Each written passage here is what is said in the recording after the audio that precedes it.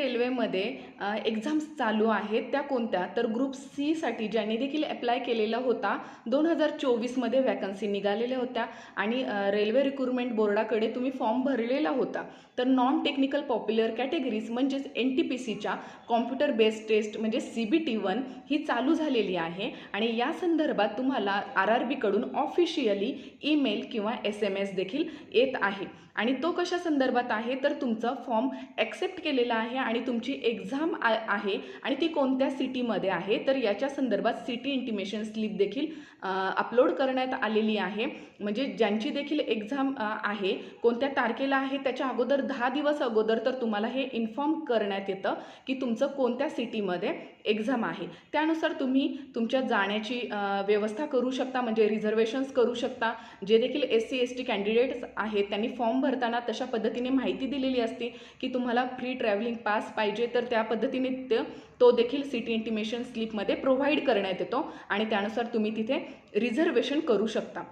यानंतर महत्त्वाचं म्हणजे सिटी इंटिमेशन स्लिप तुम्हाला मिळाल्यानंतर 10 दिवस अगोदर तर ती मिळते आणि ज्या देखील तारखेला तुमची एक्झाम आहे त्याच्या अगोदर 4 दिवस तुम्हाला समजणार आहे नेमकं कोणतं सिटी सेंटर आहे म्हणजे त्या सिटीमध्ये कोणतं सेंटरमध्ये तुमची एक्झाम आहे हे तुम्हाला समजणार आहे ते तुमच्या हॉल तिकीट किंवा रिसीटमध्ये. तर ते तुम्हाला 4 दिवस अगोदर ऑफिशियल वेबसाईटवर जाऊन तुम्ही भारतीय रेल्वेच्या ते डाउनलोड करून घेऊ शकता तुमचं जे देखील हॉल तिकीट आहे किंवा रिसीट आहे. यानंतर महत्त्वाचं म्हणजे ज्या देखील सिटी सेंटर आहे काही ठिकाणच्या एक्झाम कॅन्सल झालेल्या आहेत असं विचारण्यात येत आहे. तर यामध्ये महाराष्ट्र किंवा बाकीच्या स्टेटमध्ये कुठेही एक्झाम कॅन्सल झालेली नाही आहे फक्त बिहार सोडता. बिहारमध्ये गया इथे जे आदर्श परीक्षा केंद्र आहे तिथे 9 जून आणि 10 जूनच्या एक्झाम शिफ्ट या कॅन्सल झालेल्या आहेत आणि बिहारमधलंच आणखी एक केंद्र आहे तिथल्या एक्झाम कॅन्सल झालेल्या आहेत म्हणजे फक्त 9 किंवा 10 तारखेच्या. बाकी कुठेही आपल्या महाराष्ट्रामध्ये किंवा बाकी स्टेटमध्ये ह्या एक्झाम कॅन्सल झालेल्या नाही आहेत. तुम्ही निश्चिंतपणे एक्झाम अटेम्प्ट करू शकता. परंतु या गोष्टीमध्ये तुम्ही काळजी घेणं गरजेचं आहे की आपण पुणे जिल्ह्यातच राहतो तर पुण्यातच आपला नंबर येईल अशी काहीही शाश्वती नाही आहे किंवा खात्री नाही आहे.